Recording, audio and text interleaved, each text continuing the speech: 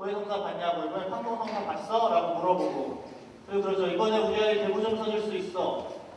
좀 있으면 3월 13일부터 우리 천연홍채 교육을 시작할 텐데 아이 천연홍채는 했어? 이렇게 물어봅니다. 그러니까 우리가 늘상 사실 성당에 와서 하는 것이 전례 성사 기도죠. 그러니까 성당에 항상 와서 하는 겁니다. 굉장히 친숙한 거고 잘 몰라도 어쨌든 합니다. 내가 잘 몰라도 성당에 들어와서 마당에 계신 성모님께 인사를 하고 성당에 들어오죠. 뭐 하는지 잘 몰라도 어쨌든 이 미사 다른 사람들과 함께 입 맞춰서 노래를 부르고 합니다. 우리가 흔히 생각하는 게 전례나 성사가 사제의 일이라고 생각을 하기 쉽습니다. 물론 사제가 강론을 준비를 하고 이런저런 준비를 해야 하겠죠. 근데 생각을 조금만 해보면 우리가 신자분들께서 독서를 하시죠. 해설도 하십니다. 보편지향 기도도 하시죠. 그리고 교중미사 때 빵과 포도주를 봉헌하십니다. 빵과 포도주만이 아니라 우리가 주일미사 때 주일 헌금도 봉헌하기 위해 나오죠. 그리고 성체 공배도 신자분들이 하십니다. 미사 때 여러분이 성가를 부르고 전례 때 사제가 주님께서 여러분과 함께하면 또한 사제와 함께하고 응답을 하죠. 계속 미사 때 이렇게 주고받고 합니다. 그리고 일어섰다가 앉았다가 무릎을 꿇기도 하죠. 이렇게 매일 우리가 참여하고 그 안에 들어와 있습니다. 전례와 성사 안에. 근데 우리가 사실 전례와 성사가 무엇인지에 대해서 좀 진지하게 고민을 하거나 아니면 내가 지금 여기서 하고 있는 이게 무언가에 대해서 깊게 생각을 하지 않죠. 그냥 내가 여기 와서 앉아서 있다가 가게 될 때가 있습니다. 그래서 이번 사순 시기에는 우리가 4번으로 나눠서 우리가 이렇게 늘상 접하는 미사나 성사, 기도가 어때야 하는지에 대해서 좀 이렇게 여러분들과 말씀을 나눠보려고 합니다. 그러니까 기본에 충실하자는 이야기죠. 우리가 성당에 와서 가장 기본이 되는 것들입니다. 우리가 성당에 처음 왔다는 얘기는 세례성사를 받고 신자가 되는 거죠. 그리고 미사에 참여하고 기도하고 그리고 고해성사를 봅니다. 그러니까 항상 그렇듯이 기본기는 재미가 없습니다. 재미가 없는 기본기를 우리가 그래도 하지만 기본에 충실할 때라야 우리가 응용 동작이라든가 이런 것이 얼마든지 자유로울 수 있죠. 그래서 이번에는 오늘 일단 전례와 성사에 대해서 전반적으로 말씀을 드리고 다음 주에는 고해성사에 대해서 그래서 고해성사를 어떻게 준비하는 것이 좋은지 고해성사가 무엇인지 그리고 고해성사에 대한 그런 좋은 이야기라든가 이런 것들을 우리가 함께 좀 나누어 보도록 하겠습니다. 그리고 그 다음에는 미사에 대해서 그리고 마지막 주에는 기도에 대해서 우리가 한번 이야기를 나눠보겠습니다. 그래서 우리가 이 겉으로 드러나는 것이 이렇게 항상 보는 것이 이 위에 있는 전례와 성사 기도죠. 근데 우리가 이 밑바닥에 우리가 흔히 빙산의 일각이라는 표현을 많이 씁니다. 조금 이렇게 드러나 보이는 우리가 흔히 이렇게 참여하는 전례와 성사 기도는 우리가 예를 들어 우리가 전례 주일 미사에만 오신다 그러면 일주일에 1시간 미사에 참여합니다. 그리고 기도 레지오 회합이나 이런 것들 때문에 성당에 와서 기도하시는 시간이 한 2시간 정도 된다고 하고 그럼 일주일에 3시간입니다. 그리고 고해성사 준비하고 고해성사 보는데 한 30분 정도 하신다 그러면 고해성사를 또 매주 보진 않으시죠. 우리가 그 정도 시간을 위에서 보내는데 그것이 그냥 내가 볼 때는 얼마 안 되는 시간일 수도 있고 또 어떤 분은 매일 오셔서 많은 시간을 할애하시기도 하지만 사실 그 밑에는 더 많은 의미라든가 이런 것이 있죠. 그래서 오늘은 우리가 전례와 성사의 이 바탕에 있는 것이 무엇인지 뿌리에 있는 것이 무엇인지에 대해서 좀 이야기를 해보려고 합니다. 혹시 지지난주에 사목계획서 설명회를 들으신 분들은 앞부분은 약간 중복되는 내용인데 복습하신다 생각하고 함께 들으시면 되겠습니다. 우리가 전례가 무엇인가에 대해서 이야기를 하려면 가장 중요한 것은 하느님은 누구이신가를 이야기하는 겁니다. 우리가 성당에 와서 앉아서 미사를 보지만 정작 하느님이 누구이신가라는 질문은 잘 던지지 않습니다. 그냥 각자가 생각하는 것, 각자가 바라는 것을 안고 성당에 와서 앉아있죠. 우리가 아주 간단하게 생각을 해볼 때 어머니와 아버지가 있는데 돈은 아버지가 갖고 계신데 아버지는 어머니 말을 잘 듣습니다. 근데 아버지는 저한테는 굉장히 엄하시고 무서운 아버지인데 제가 용돈이 필요해요. 그러면은 아버지한테 이야기를 하나요? 어떻게 하나요? 엄마한테 이야기하죠. 근데 반대로 돈도 아버지가 갖고 계시고 아버지가 내가 해달라고 그러면 다 해줘요. 그럼 아버지한테 얘기하나요? 어머니한테 얘기하나요? 아버지한테 얘기하죠.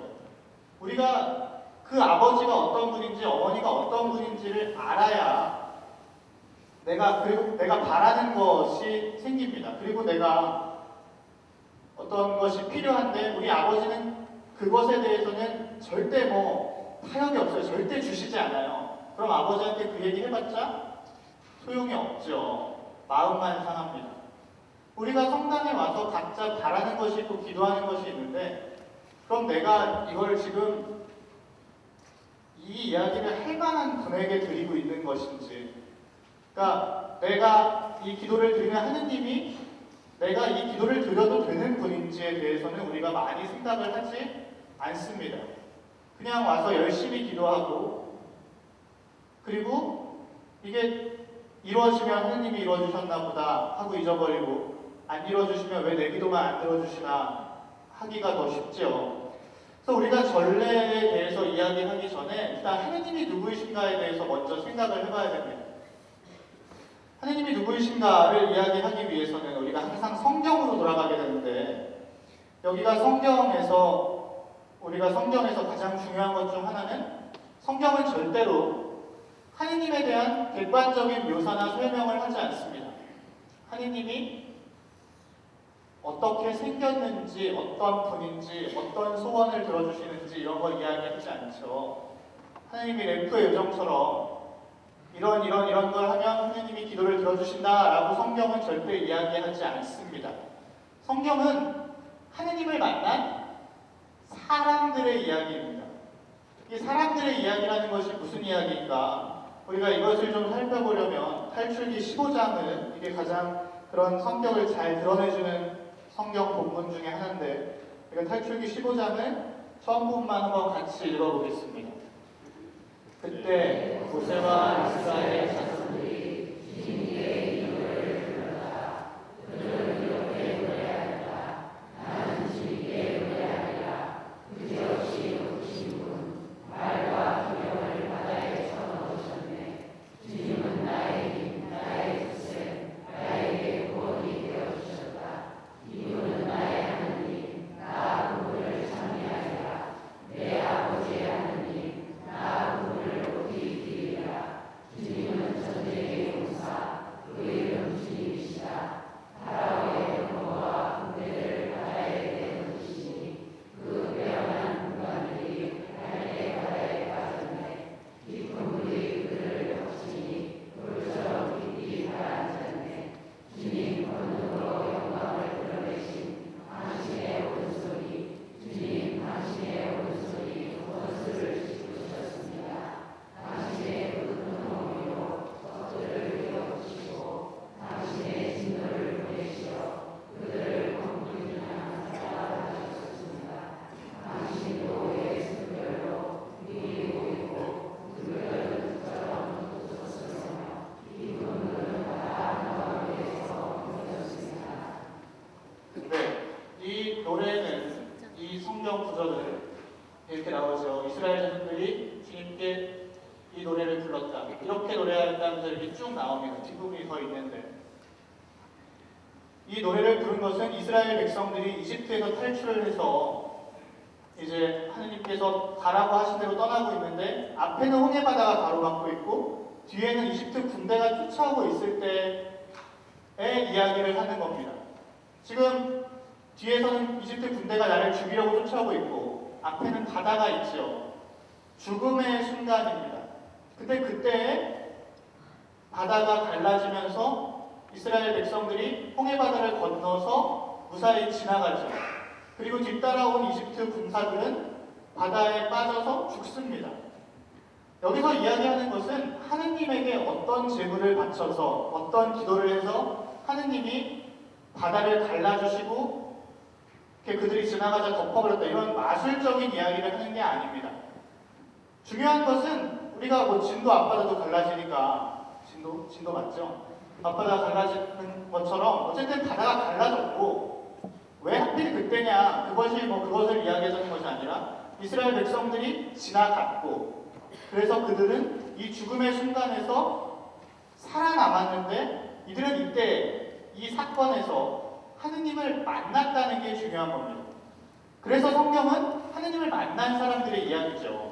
만약에 성경이 객관적으로 하느님에 대해 설명을 한다 그러면 여기에 나오는 하느님은 어떤 분인가요? 굉장히 잔인한 분이죠. 하느님이 이스라엘 사람만 만든 것도 아니고 이집트 사람들도 분명히 만드셨을 텐데 이집트 사람들은 사람도 아니고 이집트 말은 말도 아닌가요? 그거는 그냥 다 빠져 죽게 만들고 이스라엘 사람만 구하신 하느님이라는 것이, 그럼 그 하느님이 어떻게 예수님이 이야기하신 사랑의 하느님이고 용서의 하느님인가? 그렇게 생각을 하기가 쉽죠. 그렇기 때문에 성경은 그런 객관적인 서술을 하는 것이 아니라 하느님이 어떤 분이신가, 이것보다는 하느님을 만난 우리의 이야기를 하는 겁니다.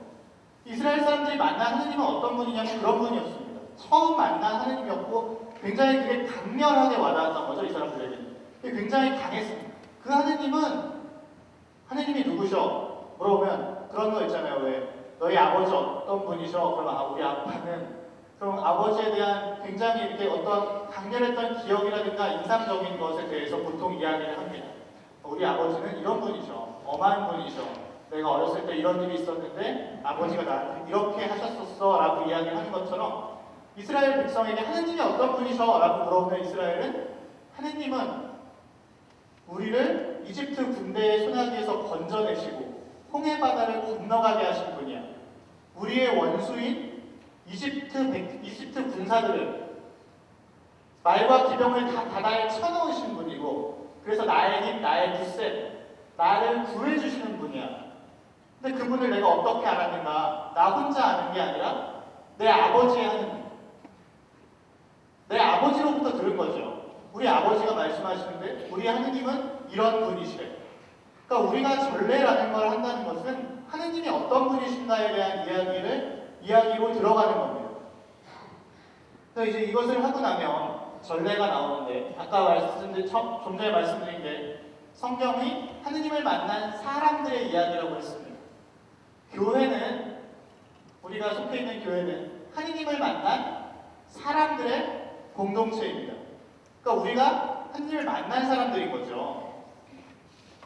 그래서 전례는 무엇이냐면은 저기 오른쪽에 보시면 기억하고 기념하고 현재화한다고 했습니다. 우리가 전례를 통해서 무엇을 하는 것이냐 하면 우리가 만난 하느님을 기억하는 겁니다. 아까 좀 전에 우리가 읽었던 탈출기 15장으로 잠깐 돌아가 보면 하느님 하면 그냥 하느님이 아니라 하느님 하면 일단 기억하는 겁니다. 아, 그분은 우리를 그 어려움에서, 그 죽음의 순간에서 구해내시는 분이야. 이걸 일단 기억을 합니다. 우리가 하느님이 어떤 분이신가. 그리고 기념하죠. 무엇을 기념하는가? 그분과 나와 있었던 그 사건을 기념하는 겁니다. 그래서 우리가 매일 미사를 드리죠. 그 미사는 예수님께서 돌아가시기 전에 제자들과 마지막으로 나누셨던 그 최후의 만찬을 기억하고 기념하는 겁니다. 그래서 이스라엘 백성들은 오늘날에도 이 사건을 매년 기념하죠. 그것이 바로 우리가 과월절 혹은 파스카라고 불리우는 예식입니다. 집안 식구들이 다 모여서 탈출하던 그날 밤처럼 옷을 다 입고 허리에 띠를 띠고 발에는 신을 신고 손에는 지팡이를 짚고, 왜냐하면 탈출하던 날 밤이었으니까. 그렇게 기억하면서 그때 먹던 음식을 먹고 쓴 나물을 먹습니다. 그러면 막내가 가장 어른에게 물어보죠. 오늘 식사는 다른 날과 다른데 왜 그렇습니까? 그럼 그 어른이 이제 기억하는 겁니다. 우리 조상들은 이집트에서 종살이 하던 아람인이었단다. 근데 하느님께서 우리를 당신의 거센 팔로, 당신의 오른손으로 우리 조상들을 이집트에서 구해내셨단다. 우리가 지금 이렇게 식사하는 것은 그 하느님을 기념하는 것이라고 이야기를 합니다. 그래서 일단 전례는 말씀드린 것처럼 이렇게 우리가 만나는 하느님이, 우리가 아는 하느님, 우리가 믿는 하느님이 어떤 분이신지 기억하고 그분을 기념하는데, 그럼 기억하고 기념만 하면 그냥 옛날 이야기죠. 그렇게 되는 것이 아니라 그것이 지금 이 자리에서도 일어나는 겁니다. 성령께서 함께 계시기 때문에. 그 최후의 만찬이 2000년 전의 사건으로 끝나는 것이 아니라 성령께서 우리에게 이 자리에서 우리가 바로 2000년 전 예수님께서 단 한 번 베푸셨던 그 최후의 만찬을, 그리고 당신의 몸과 피를 떼어주셨던 그 자리에, 십자가에서 돌아가셨던, 우리를 위해 돌아가신 바로 그 자리에 우리가 있게 하는 겁니다. 지금 우리가 있는 이 자리가 그 자리가 되게 하시죠, 성령께서. 그것이 바로 전례입니다. 그렇기 때문에 전례가 단순히 그냥 무슨 기념 의식이나 이런 것으로 끝나는 게 아니라 지금 이 자리에서 예수님이 우리와 함께 하시는 겁니다. 그것이 어떻게 이루어지는지는 우리가 다음 주에 더 자세하게 미사에 대해서 이야기를 하면서 좀 더 자세하게 살펴볼 기회가 있을 겁니다.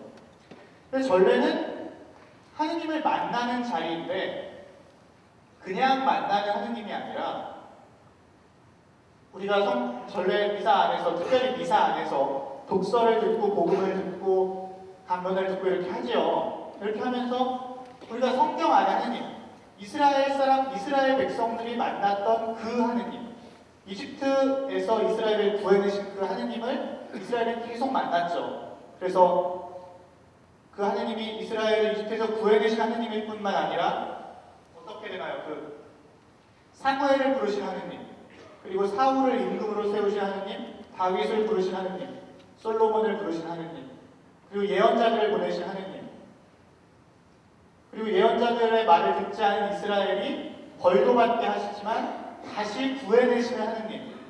그러니까 성경 안에는 온통 그 하느님을 만난 사람들의 이야기가 있습니다. 그 하느님이 어땠는지. 근데 우리가 그 이야기를 미사 때 읽고 들으면서 그냥 기억하고 끝이 아니라 바로 그 하느님이 여기에 계신 거죠. 근데 그 하느님이 성경 안에만 계신 게 아니라 역사 안에도 계십니다.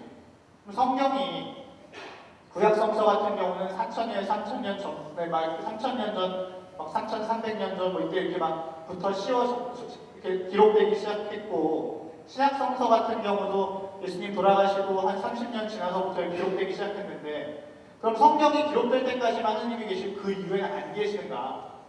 성경은 기록된 하느님을 만난 사람들의 이야기죠. 예를 들면 그렇습니다. 저희가 이제 다음 주 3월 12일에 김수환 추기경님 6주기 미사를 하러 용인에 또 갈 텐데, 김수환 추기경님에 대한 책들이 많이 나와 있습니다. 그분이 어떤 분이셨는지 기록되어 있는 것들이죠. 근데 거기에 기록되지 않은 내용 중에 주임 신부님께서 김수환 추기경님 비서로 계시면서 아는 내용이 있을 수 있겠죠. 그러면은 성경 안에 기록된 하느님만 하느님이라면 추기경님 책에 기록된 것이 추기경님을 다 담을 수 있나요? 담지 못하죠. 그리고 주임 신부님만 알고 있는 추기경님도 계실 겁니다.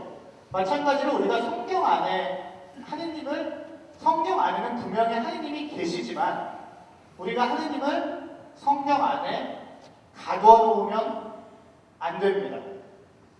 하느님이 성경 안에 계신 것이지 성경 안에만 계시다고 이야기하면 그게 이제 일부 잘못된 개신교에서 그렇게 하게 됩니다.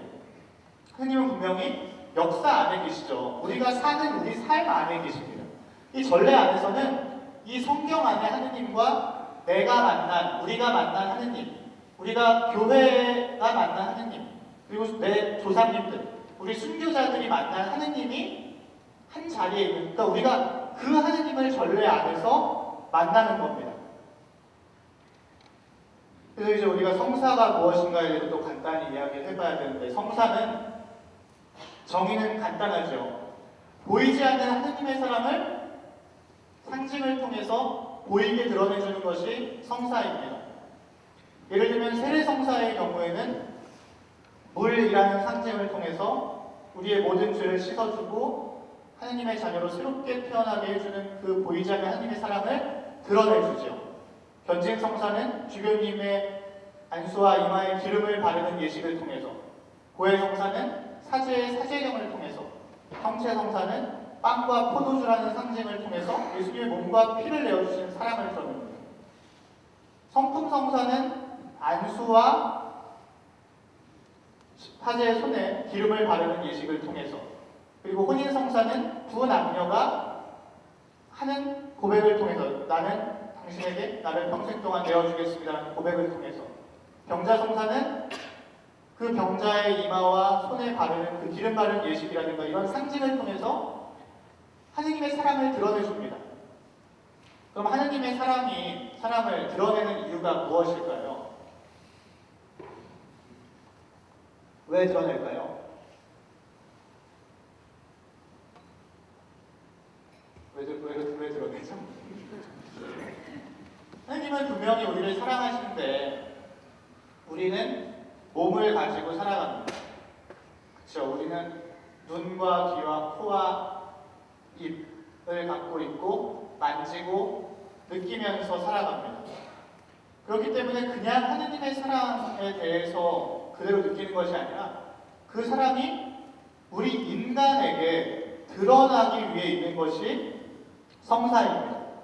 그래서 가장 첫 번째 성사는 무엇일까요? 바로 예수 그리스도께서 가장 첫 번째 성사이십니다. 그분은 우리 가운데, 하느님께서 직접 온통 하느님의 사랑이신 그분이 우리 가운데 인간이 되어 오셨습니다. 왜? 우리에게 하느님의 사랑을 드러내주기 위해서. 그러면 우리가 그분을 보는 것은 볼 수 있죠. 예수님을 통해서, 예수님의 모습을 통해서 십자가 위에서 처참하게 일어진 그 모습을 통해서까지 우리는 하느님의 사랑을 볼 수가 있습니다. 그리고 들을 수가 있죠. 그분의 말씀을 통해서. 그리고 내가 아플 때 나를 만져주시는 그분의 손길을 통해서 하느님의 사랑을 느낄 수가 있습니다. 근데 이것이 예수님께서 승천하시고 나서 끝난 것이 아니라 우리가 그리스도는 교회의 머리이시다라는 표현을 많이 사용합니다. 그래서 성사와 전례는 무엇보다 교회의 일입니다. 교회가 하는 일, 그러니까 교회의 행위. 그래서 교회 또한 성사입니다. 하느님이 누구이신지 보이지 않는데 교회가 하느님이 누구이신지 드러내주죠. 어떻게 드러내는가 하면 미사를 통해서, 전례와 성사를 통해서 드러냅니다. 이 자리에서 여러분에게만 드러나는 것이 아니라 우리가 다 같이 모여서 행하는 이 전례와 성사를 통해서 다른 사람들에게까지 하느님이 누구이신지를 드러내주는 겁니다. 근데 이 성사는 단지 상징을 통해서 그걸 아까 전례와 마찬가지로 기억하고 기념하고 끝나는 것이 아닙니다. 그냥 기억하고 기념하고 하느님이 이런 사람을 갖고 계신 분야를 그냥 우리가 생각하고 끝나는 게 아니라, 전례가 단지 옛날 일을 기억하고 기념하는 게 아니라 지금 여기에 바로 그분께서, 우리가 기억하고 기념하는 그분께서 계신 것처럼 성사를 통해서도 그냥 단순히 하느님의 이런 사랑이 있어 라고 우리가 상징을 통해서 보고 끝나는 것이 아니라 실제로 우리를 변화시키는 힘을, 은총을 주시는 곳이 바로 성사라는 자리입니다. 그래서 교회는 성사를 이야기하면서 조금은 복잡할 수 있는 개념인데 사유성과 인유성이라는 이야기를 합니다. 사유성, 인유성, 이게 단어는 기억 못하셔도 되고 무슨 이야기냐면, 사유성은 어떤 일이 이루어지면 그 자체로 효과를 낸다는 겁니다. 인유성은 무엇이냐 하면 받아들이는 사람의 마음에 혹은 그 사람의 열심한 정도나 준비에 달렸다에 따라 이게 다르다는 이야기를 하는 거죠. 근데 교회가 성사를 이야기하면서 사유성을 이야기하는 것은 왜 그런가 하면 신자들이 이 전례와 성사를 통해서 바로 하느님 그분을 실제로 직접 만나야 하기 때문에 그렇습니다. 예를 들면 이게 좀 더 쉽게 설명하면 이런 겁니다. 교황님이 저희 본당도 이제 다음 주 3월 13, 14에 교황님께서 권유하신 대로 24시간 동안 함께 기도를 하죠.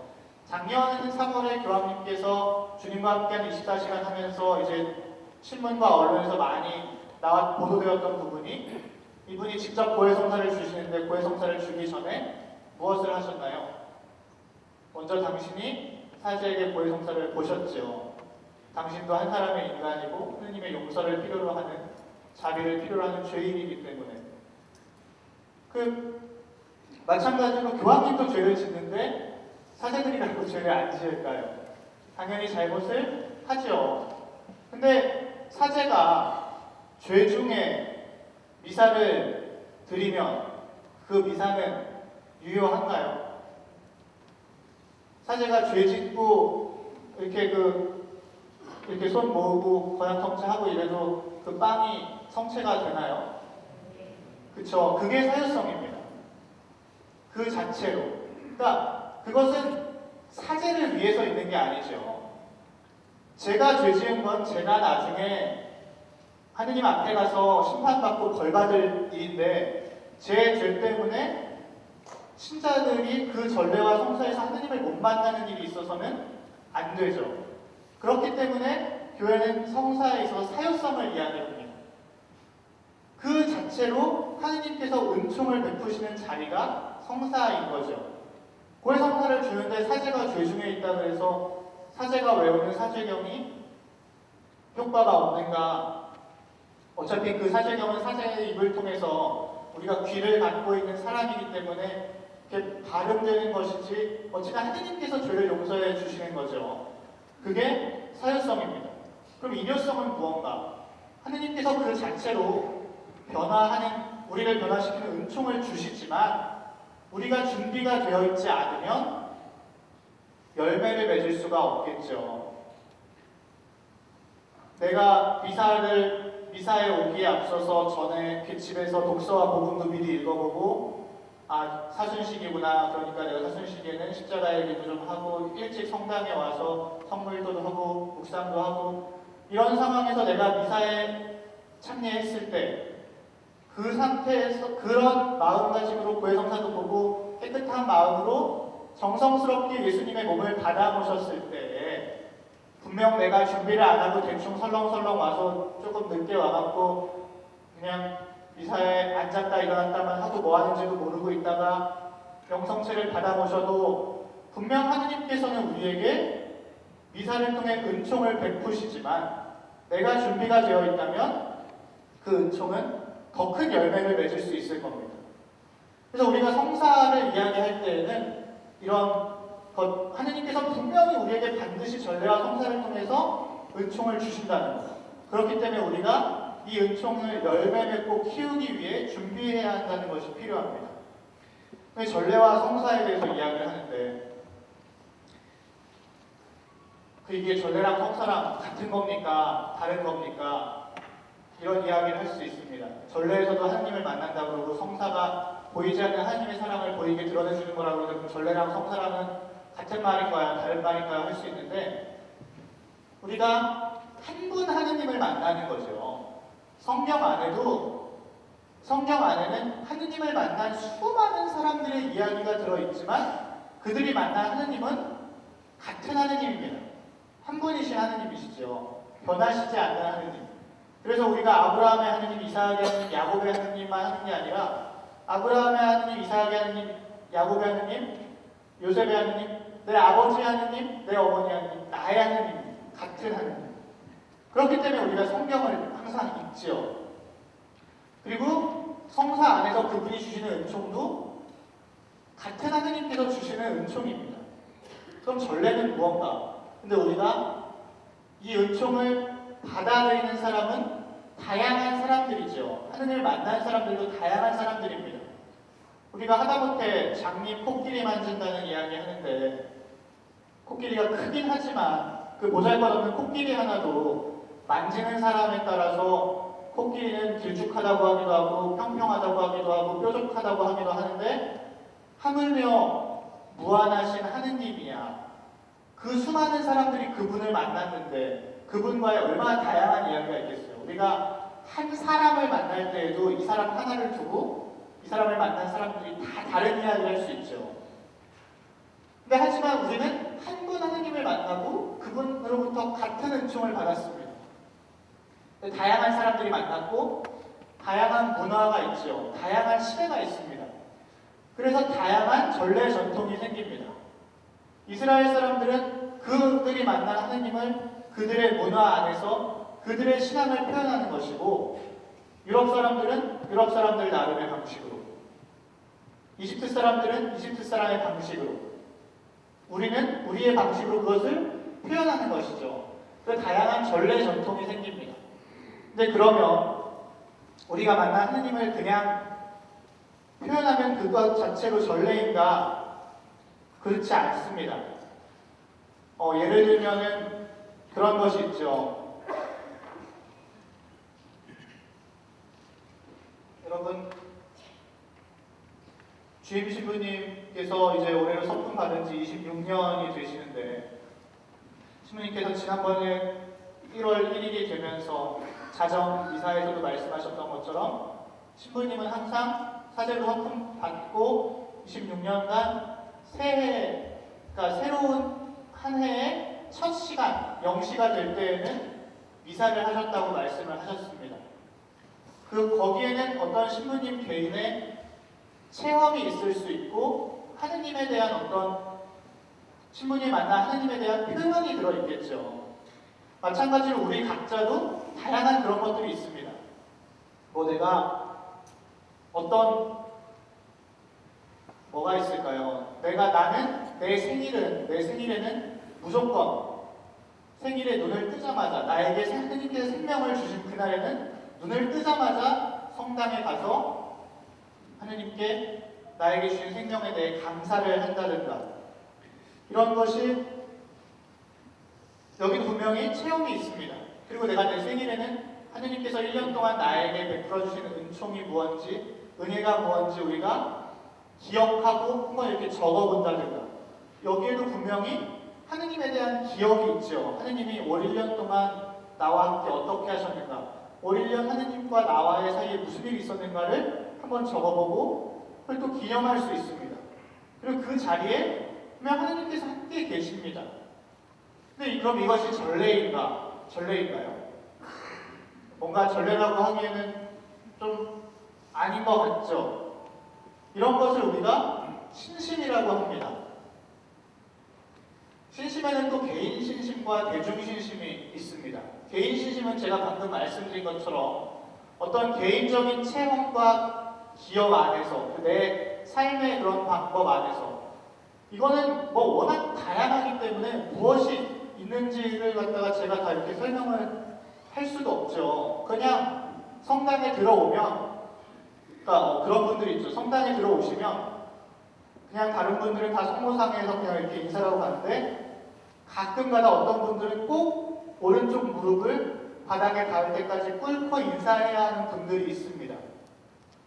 그건 그분의 어떤 개인적인 신심일 수 있죠. 그분이 왜 그런 행동을 하시는지는 그분이 저한테 얘기를 해주지 않으면 제가 알 수가 없습니다. 그분의 어떤 개인적인 체험이나 이유가 있겠죠. 평생 무릎을 꿇지 않았던 분이 어떤 일을 통해서 무릎을 꿇고 그래도 하느님을 만나서 그런지 그건 저희가 알 수가 없습니다. 또 무엇이 있을까요? 어떤 분들은 제가 신학생 때 본당에 있던 어떤 할머니는 항상 겨울이 되면 제가 또 이런 얘기하면 그렇게 하라고 말씀드리는 게 절대 아닙니다. 이건 어디까지나 개인적인 신심이기 때문에 다 각자의 체험이 있고 의미가 있고 이유가 있어서 하는 거지 개인 신심은 누구에게 강요하거나 무조건 하라고 이야기할 수 있는 신심이 아닙니다. 그 할머니는 항상 겨울이 되면 입동이 지날 때부터 입춘이 올 때까지 맨발에 샌들을 신고 다니셨어요. 그분 말씀으로는 가난한 사람들이라든가 고통받는 사람들과의 고통을 나누기 위해 하시는 것이라고 했지만 그분이 그러는 걸 보면서 우리가 손가락질할 이유도 없고 그분이 우리에게 너도 이렇게 해 라고 할 수도 없지요. 그런 게 신심입니다. 대중신심은 무엇이냐면 이것이 개인적인 차원에서 머무는 게 아니라 조금 더 많은 사람들이 공유하는 것을 대중신심이라고 합니다. 성모의 밤 행사를 우리가 하죠. 순교자의 밤 행사를 하는 곳이 있습니다. 그리고 우리가 개인적으로 묵주기도를 열심히 바치기도 하죠. 묵주기도를 우리가 33일 동안 기도 지금 하시는 분 계실 텐데 33일 동안 열심히 한다든가 아니면 9일 기도해갖고 54일 동안 기도하시고 하는 분들이 여러분들 중에 계실 겁니다. 이런 것들이 대중신심입니다. 대중신심이라는 것은 어떤 특정한 공동체가 그리고 특정한 사람들이 만난 하느님을 드러내는 방법입니다. 근데 그러면은 당연히 전례가 우선되겠죠.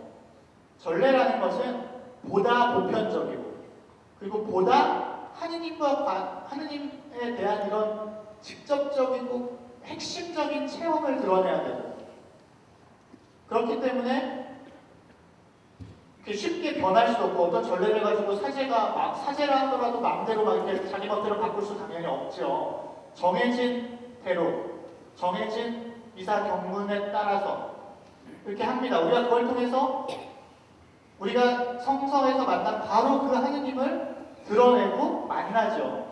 하지만 신심은 무엇을 있냐면은 풍요로움이 있습니다. 왜냐하면 보다 우리의 체험과 가깝죠. 이게 무슨 이야기인가요? 신심의 풍요. 그러니까 우리가 성모의 밤을 할 때에도 그냥 마치 전례하는 것처럼 정해진 틀로 우리가 성모의 밤 하면 항상 뭐 하나요? 입당성가하고 초봉헌, 꽃봉헌하고 시 하나 읽거나 아니면 빼거나 묵주기도 한번 하고 그리고 마치죠. 항상 이게 정해진 틀대로만 갑니다.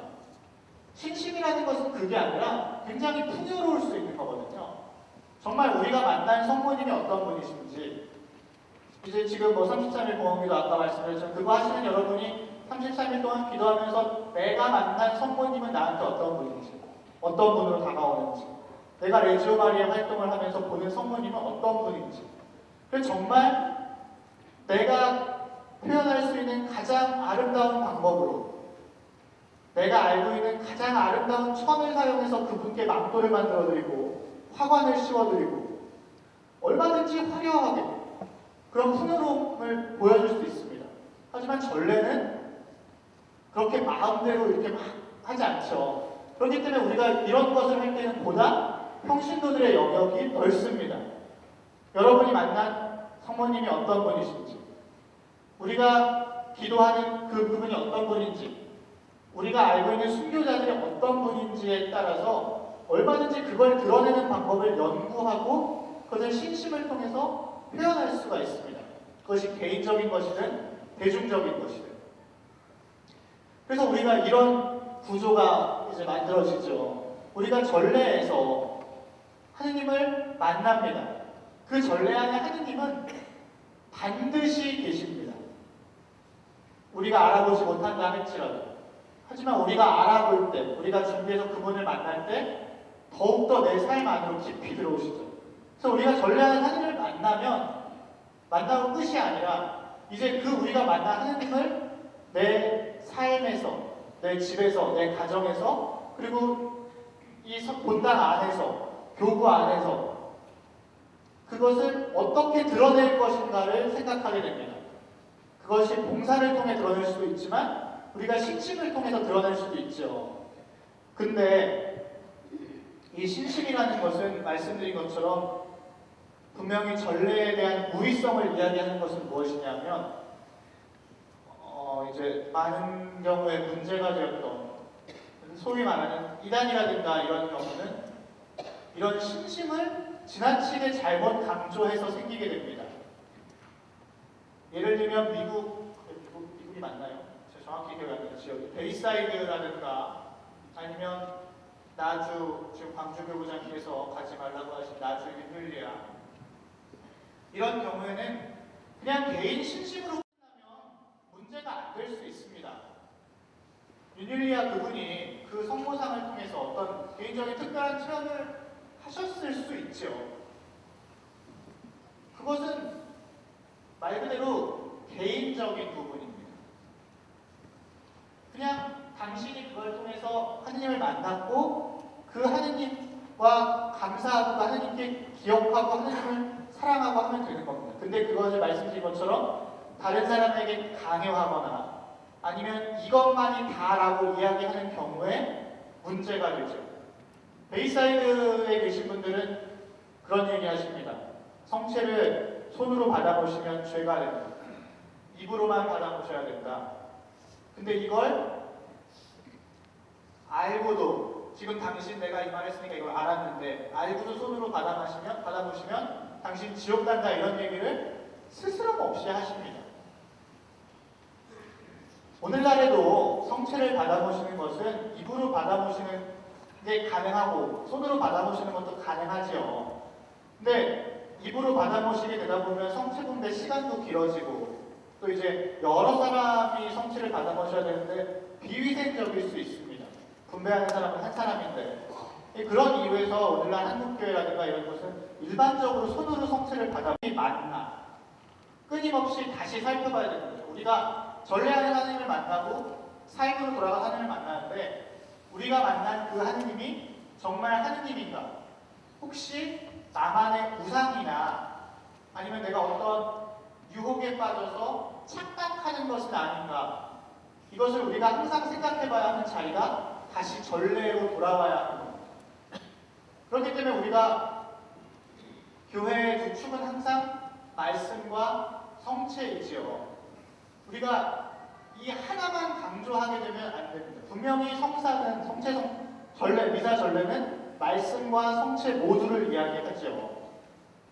참으로 이스라엘을 구원하시고 예수님의 하느님이셨던 그분에 대한 말씀을 듣고 거기서 우리가 하느님을 만나고 성체 성사를 통해서 실제로 그분을 내 안에 모시고 끊임없이 우리가 다시 전례 안으로 돌아와서 내가 생각한 하느님이 정말 내가 하느님이 맞는지를 생각해 봐야 됩니다. 내가 만들어낸 상상이 아니라. 그래서 우리가 이런 것들을 좀 생각을 해볼 수 있습니다. 이게 우리가 오늘 나눈 이야기가 그렇게 재미있는 주제는 아니죠. 좀 딱딱하고 어려울 수 있는 주제입니다. 근데 우리가 이것을 하는 것은 우리가 항상 매일 참여하는 미사, 그리고 내가 드리는 고해성사, 그냥 고해성사가 영성체하기 위해서 미사 빠지면 영성체, 미사 빠지고 영성체하면 안 된다니까 미사 빠졌습니다, 이 한마디 하기 위해서, 영성체하기 위해서 보는 게 고해성사가 아니죠. 그럼 고해성사가 무엇일까? 미사는 무엇일까? 우리가 이제 요즘에 이제 올해 새해 들어서 성물도를 시간전례를 매일 미사 30분 전에 하고 있는데 시간전례지요.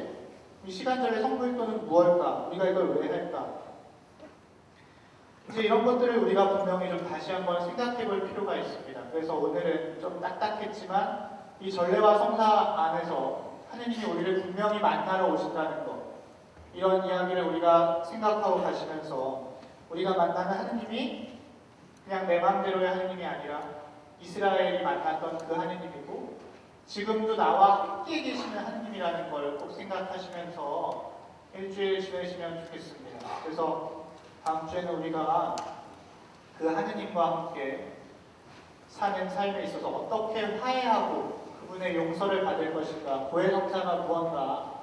그냥 고해성사 하시면 다들 좀 어려우시죠. 그 혹시라도 혼내는 신부님이라도 한번 만나면 정말 고해성사 보기가 싫어지죠.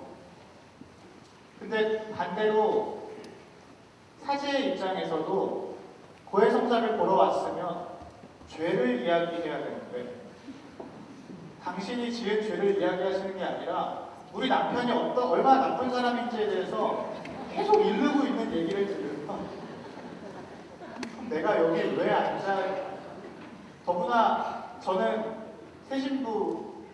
그러니까 이거를 내가 아니 어쨌든 얼마 안 됐잖아요. 그러니까 이거를 어디서 끊어야 되는지도 모르겠고, 이건 분명히 지금 이분이 하고 계신 건 고해성사를 보고 계신 게 아닌데, 고해성사는 내가 하느님께 용서를 청하고 화해하기 위해 들어오는 거잖아요. 근데 이분은 들어오셔서 지금 다른 사람 욕을 계속 하고 계세요. 그럼 내가 이걸 어디서 어떻게 끊어야 되나? 어떻게 끊어야 이분이 혼난다고 생각하시거나 상처받지 않으시나? 근데 어떤 할아버지 신부님이 저희한테 저희 신학생 때 그런 이야기 하셨습니다. 신자들 혼내지 말라고 그러시면서, 하느님은 그 사람이 고해서 문고리를 딱 붙잡는 그 순간에 다 용서하셨다고. 그러니까 너도 그냥 네가 해주는 것도 아니지만 용서해주면 된다고. 그렇기 때문에 우리가 좀 다음 시간에는 고해성사에 대해서, 고해성사가 뭐고 어떻게 준비해야 되고 이게 왜 두려운 게 아니고, 내가 정말 이거 안에서 어떻게 해야 하느님을 만나는지, 우리가 한 달에 한 번 고해성사를 잘 보면, 이런 말을 제가 함부로 할 수는 없지만 분명 우리는 다 천당에 갈 수 있습니다. 한 달에 한 번만. 그래서 우리가 또 이제 판공성사를 앞두고 있고 3월 13, 14일에 24시간 동안 고해성사를 본당에서도 준비하고 있는 만큼, 우리가 그 고해성사에 대해서 다음 주에 좀 더 깊이 나눠볼 수 있으면 좋겠습니다. 한 주간 동안 또 잘 지내시고, 우리 내일 모레 3월 1일에 우리 본당 이승훈 마르틴 박사님이 독서직을 받으십니다. 독서직이라는 것은, 물론 우리가 미사 때 독서 봉사자들이, 전례 봉사자들이 독서를 하지만 원칙은 독서직을 받은 사람이 독서를 해야 되는 거죠. 왜냐하면 아무나 하느님 말씀을 선포하는 것이 아니에요. 왜냐하면 우리가 아까 전례, 지금 잠깐 다시 전례 돌아가 보면 그냥 성경을 소리내서 읽는 건 누구나 할 수 있습니다. 그걸 누가 막겠어요. 하지만 전례라는 자리는, 미사라는 자리는 어떤가요? 분명히 하느님께서 실제로 계신 자리가 되겠습니다. 말씀과 성체 안에서. 그럼 여기서 선포되는 말씀은 그냥 아무나 소리내서 읽는 말씀이 아니라 하느님의 말씀인 겁니다. 그렇기 때문에 독서 해설단도 독서 준비를 할 때 정말 열심한 마음으로 해야 되죠. 그렇기 때문에 원칙은 독서를 읽는 사람은 교회로부터 하느님의 말씀을 선포할 자격을 받은 사람이 할 수 있습니다. 우리 학사님이 이번 3월 1일에 그 독서직을 받는 거죠. 아울러 독서직을 받은 사람은 공식적으로 교회 교리를 가르칠 자격을 얻습니다. 교리교사 자격을 얻는 거죠. 그렇기 때문에 기도도 많이 해주시고, 독서에서 딱 이야기했지만 성가대도 마찬가지입니다. 우리가 성가를 부른다는 것은 그냥 노래를 집에서 아무나 부르는 것과 다르죠. 미사 때 성가를 부르는 것은, 미사 때 화답송을 하고 성가를 부르고 대형방송을 하는 건, 대형방송 같으면 천사들이 불렀던 그 노래를 지금 하느님이 계신 그 자리에서 천사들의 목소리를 내가 내고 있는 거고, 화답송은 아까 우리가 탈출기 15장 읽었죠. 그게 어떤 노래인가요? 지금 하느님을 막 만난 사람들이 하느님 만난 그 감동에 벅차서 부른 노래입니다. 그러니까 우리가 독서를 통해서 하느님 말씀을 들었습니다. 전례에서. 하느님이 실제로 여기 계시죠. 그럼 그 만난 감동에 벅차서 하는 노래가 화답송이거든요. 그러니까 우리가 전례에 참여하는, 아까 처음에 말씀드린, 우리가 수많은 자리에서 이렇게 전례에 참여하고 있는데 수많은 일들을 하고 있죠. 빵과 포도주를 봉헌하는 건 어떤가요? 이 빵과 포도주를 봉헌한다는 건 지금 미사에서 예수님의 몸과 피가 된 그걸 내가 갖고 오는 겁니다. 이 온 백성을 대표해서 예수님께서 십자가에 달리시기 전에 스스로를 당신이 바치셨죠. 당신의 몸과 피를 하느님께 바치시고 하느님께서 예수님 부활시켜 주셨고, 그 예수님이 바친 그 빵과 포도주가 예수님 몸과 피가 되고, 우리가 거기에 참여하는 것, 모든 것이 다 내가 성체를 분배한다는 건 우리를 만나러 여기에 계신 그 예수님, 전례 안에 예수님은 여기 무조건 계십니다. 근데 그분을 우리가 드러내야 되는데 더 풍요롭게. 내가 성취분배를 한다는 건 우리를 만나러 오신 바로 그분. 이거는 뭐 상징의 문제가 아니죠. 정말 말 그대로 그 빵이 예수님의 몸이고 그게 예수님. 근데 그걸 내가 다른 사람들에게 나누어 준다는 것은 바로 그분이 이 사람에게 다가가시는 그 일을 이제 내가 하는 거죠. 그분의 팔과 다리가 되어서 그분, 이 사람, 당신 백성들에게 가는 겁니다. 우리가 이런 걸 좀 생각하면서 전례와 성사에 보다 능동적으로 참여하실 수 있도록, 그래서 다음 시간에 고해성사, 그 다음 주에 미사에 대해서 이야기를 좀 나눠보도록 하겠습니다. 마침 기도로 영광송 마치겠습니다. 성부와 성자와